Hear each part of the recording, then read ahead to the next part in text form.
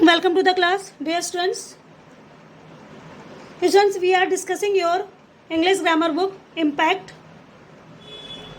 And in last some classes, we have learned about nouns and the chapter is completed.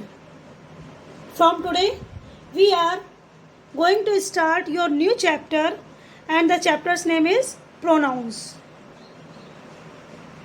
So let's see what is the definition of pronouns and all the facts about pronouns. So start. When we have to use the same noun again and again. Yes, students. When we have to use the same noun again and again, we use some words. We use some words in place of that noun. These words are called your pronouns. Yes.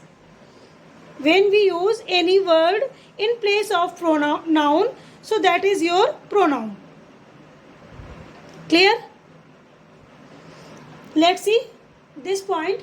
Many words are also used to say something about a noun. Yes, since there are so many words which are used to say something about a noun. And these words are such words which add to the meaning.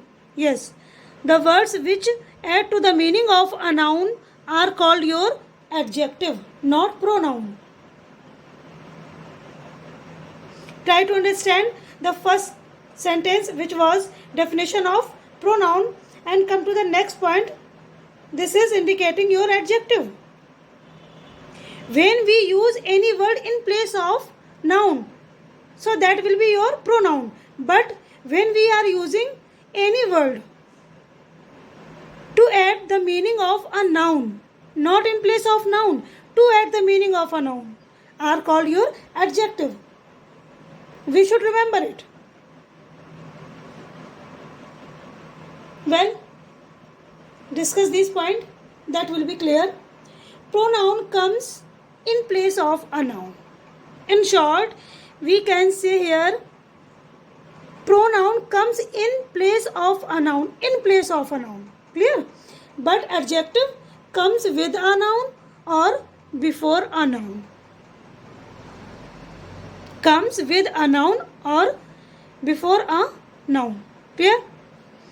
Let's see some examples.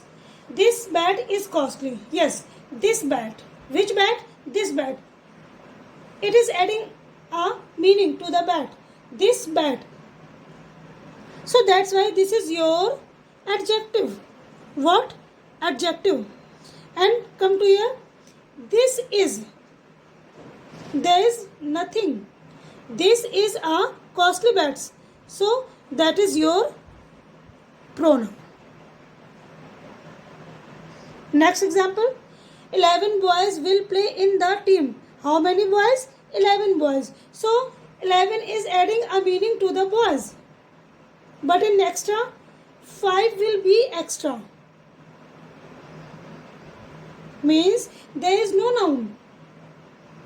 It is used in place of noun. That's why it is your pronoun.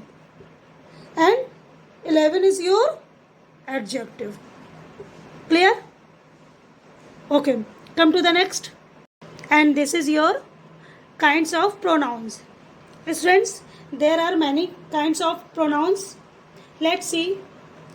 Personal pronouns, emphatic pronouns, reflexive pronouns, demonstrative pronouns, interrogative pronouns, relative pronouns, numerical pronouns, and at the last, quantitative pronouns.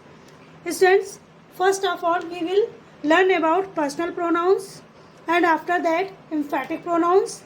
One by one, we will learn all these types of pronouns. Students, I will send a pic in your group. So, note down in your notebook and keep it up. Thank you.